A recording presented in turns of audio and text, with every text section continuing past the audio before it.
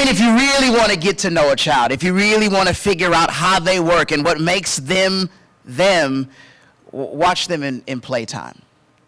You can learn a lot, like the way a child thinks, what they perceive, their worldview, their creativity, their imagination, what they're interested in, what they want to pursue, what they don't like, what they think their limitations are. You can observe a lot about a child by watching them in playtime.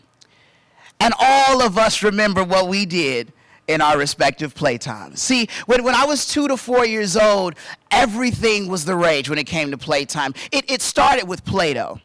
See, Play-Doh was awesome, not the philosopher. I'm talking about the goo in your hands, where you just wanted to get your hands messy, you wanted to get yourself dirty, and there was something so imaginative about knowing that a substance with no form could take whatever shape you wanted to, dependent upon what kind of pressure you applied to it. I'm talking about playtime. I was never good at sports, but when the opportunity came, I jumped in anyway. And I was that guy who you were offended if you got me on your team. You thought that the game was rigged. You knew that you lost before it started.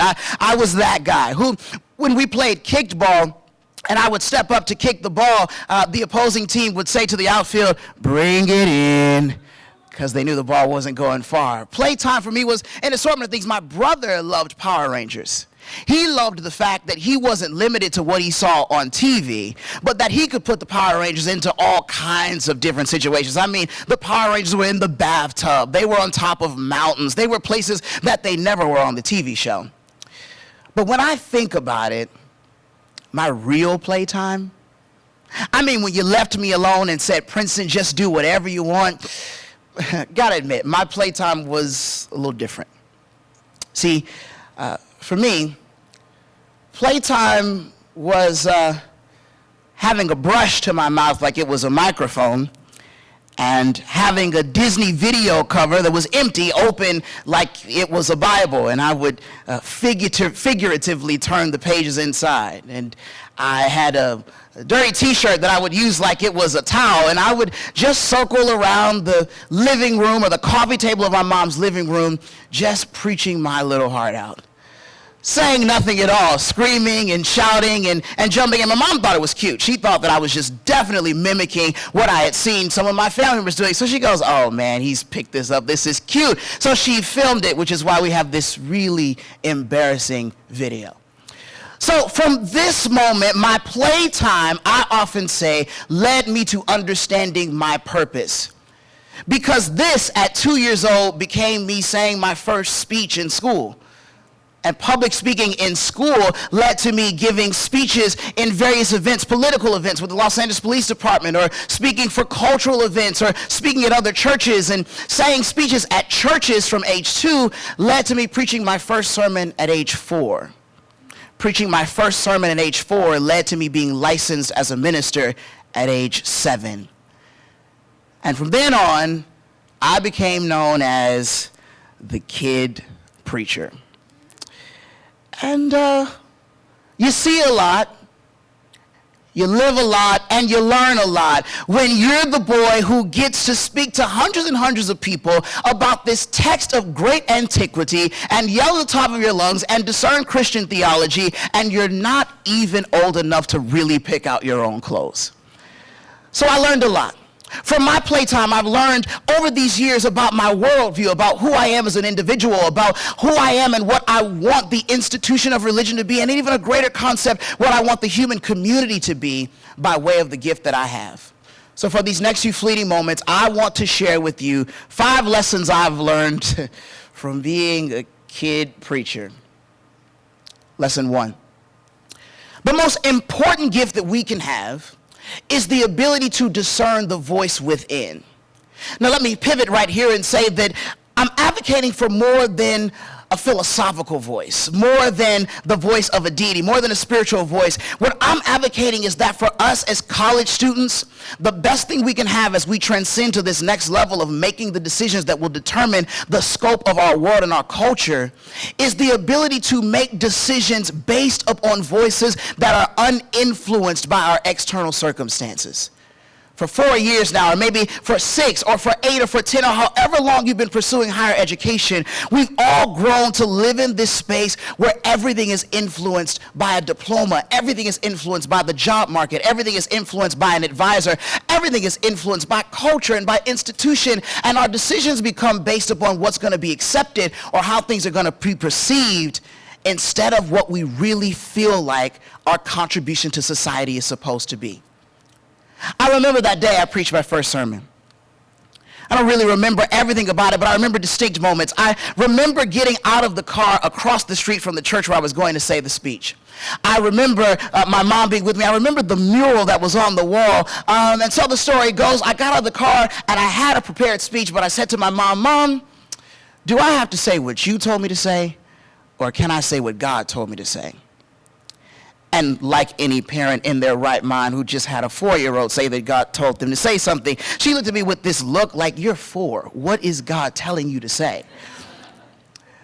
But nevertheless, she knew the person who had invited me, so she said, look, I don't know what he's about to do. He's about to talk out of his imagination, but I trust you. I can't make any promises for what's about to happen, but he's gonna go. And that night I preached my first sermon. And that's the beauty of operating from a mindset of playtime, is that you're unconcerned with whether or not people are going to accept what you have to say.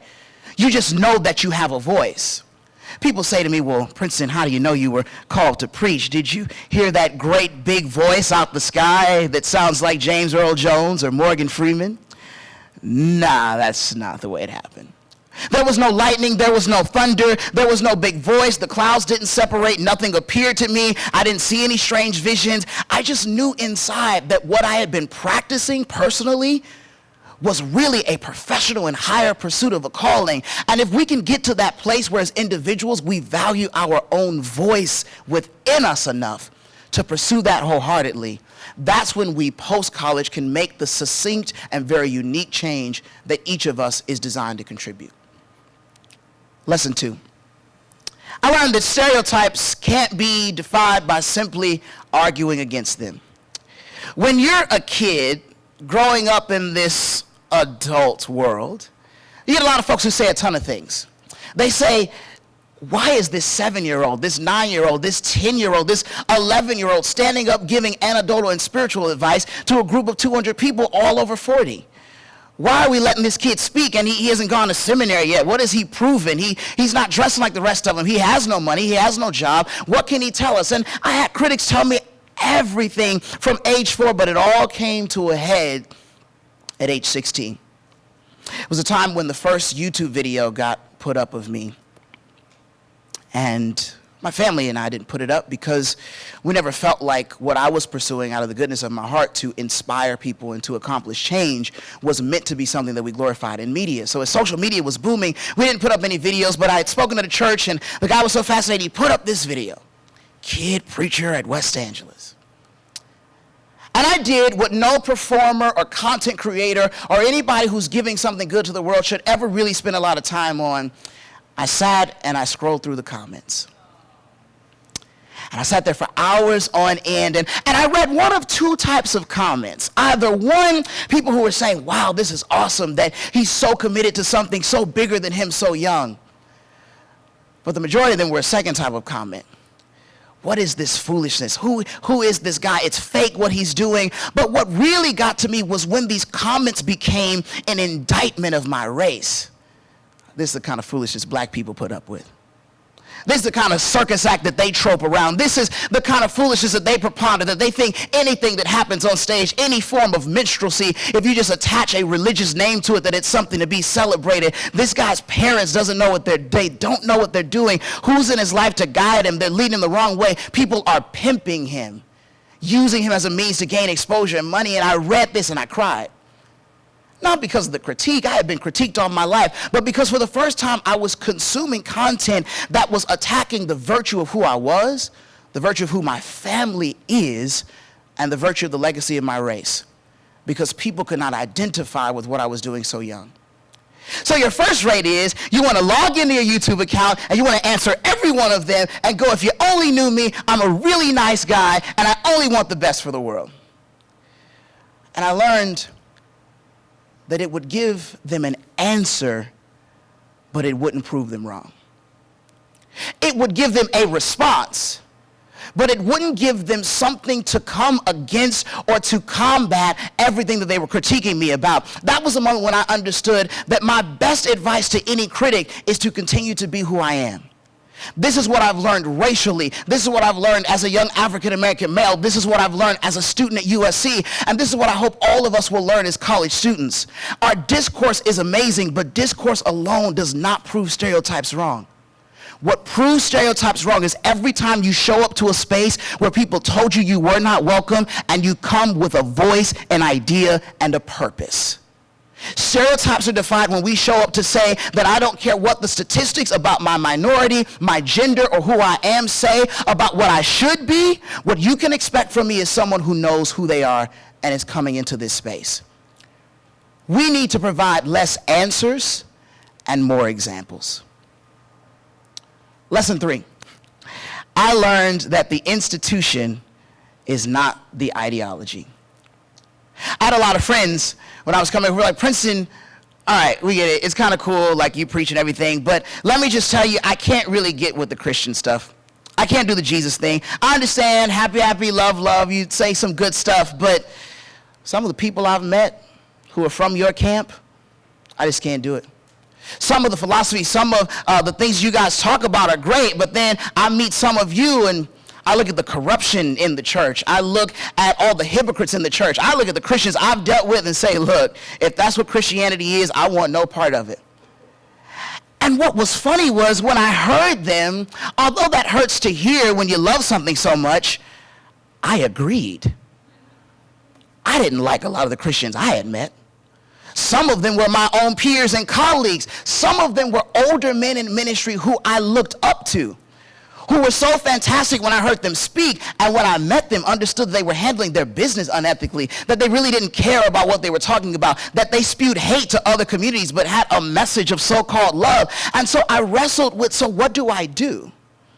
What do you do when something that you love is very problematic? I had to learn then to be able to separate that the institution is separate from the ideology. In other words, I can't discount what I believe because there are people who execute it wrong. And something that we should adapt as graduating or as people who are coming out of higher education is the ability to not write off every ideology just because we see institutions that do not carry it out in the correct way. But if we are prepared and equipped to attack the institution, then we can understand a more just ideology. That is to say that just because there are corrupt political officials does not mean that there is not an opportunity for law to still exist and create a just society. Just because we have people who don't represent the best of what they preach doesn't mean that the ideology itself does not have merit or value. Just because we go about and you've had a couple of bad relationships doesn't mean that love doesn't exist. Just because a kindergartner has a hard time solving the problem doesn't make 2 + 2 not equal 4. Our responsibility is to reshape the institution to help bring out the ideology. Lesson 4, I learned my gift is me, but I am not my gift. I grew up with this marker that you're the kid preacher. So much so that my value and everything I knew about me was attached to the preacher. And everything in high school and college was about how do you learn, Princeton, who you are outside of the title that you hold. First place was in high school when I was just going about place to place and realized in high school that I knew more about Dr. King than Dr. Dre. I preferred on any given day a pair of cufflinks over a pair of Jordans. And I had to wrestle with that tension of understanding, Princeton, once you step off the pulpit, who are you? College for me has been about understanding the person and being able to separate the personality from the profession. A tendency that we have in our culture today is that if anybody can do something well, all of a sudden they're a great person. So that we think that every great rapper is also a cultural theorist, or every great pop culture icon who has achieved a considerable amount of fame must also be able to speak in academia. Or we think that everybody who has 1 million followers on Twitter must also have something important or something game-changing to offer to every conversation and not just the one that they're a part of. And when we do this, we over-ascribe power to people because we believe that they are synonymous with the gift that they hold. College taught me that I had a lot to learn. A lot to learn about who I was, not just as a person, but who I was as an African American and what that means in this contemporary moment. I had to learn as I was growing up who I was as an African American male and how to wrestle with those tropes of masculinity that were being passed down to me from a young child. I had to wrestle with the fact that no matter how well you speak, people are still going to see you by your race no matter what environment you go to. I had to wrestle with just because you can come up with some good quotes and quote scripture doesn't make you a good person. Just because you can speak for whatever cause you represent doesn't mean that you automatically abide by it. I learned that I was separate from the gift, and that once I developed the person, it made the gift that much stronger. Last but not least, I learned how to own my difference.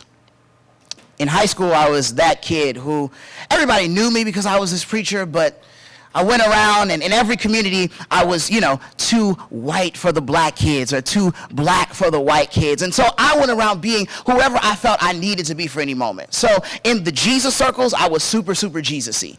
And when I was around my atheist friends who cared nothing about the faith, instead of having healthy dialogue to understand their questions and to tease that out and to see if I really had answers about what I believed, I just made jokes with them about God and played like I wasn't who I was, this intrinsically passionate, like innate, really loud, excited Jesus boy. And I tried to be everything for everyone instead of understanding that who I was as an individual had value. And especially at a place like this great institution, we have to learn that not only are we not excluded as individuals, but as individuals, we're necessary. You can't have a global conversation without global people present. Our voice gives validation to our vision, not the other way around. In other words, the moment that we speak, it is us that creates that space. And the moment that we own that is the moment that we can really create positive change with our voices. And I learned that by being on a panel with Disney. And the moderator had invited me to tell my story. And she started off the panel by saying, "Princeton, share your story." And I said, yeah, I had the opportunity to just kind of discover my gift of speaking at an early age, and I've been speaking ever since. It was quiet. She said, "Tell them your real story." And I was like, "You mean the Jesus stuff?" Because you do understand that the vice president of Disney is sitting right there, and there are all these press here, and there are all these people. She wanted me to share what made me different, because that's what would connect. So I leave you with that. What is your real story? And are you involved in allowing that to be the one thing that guides you towards making a contribution towards society? All I'm saying is, as a kid preacher, I learned how to keep my mind at playtime. Because in playtime, there are no binaries. In playtime, there are no boundaries. In playtime, there are no stereotypes that you have to defy or defend. In playtime, there are no limits. In playtime, you do not have to protect institutions. In playtime, the only interest that you have to serve is your own and what is given to you to represent. And if we do that, the future of technology, the future of entertainment, the future of design, the future of politics, the future of the global conversation will be that much easier and that much more colorful because everybody brought their perspective. And in turn, we will go from playtime to purpose.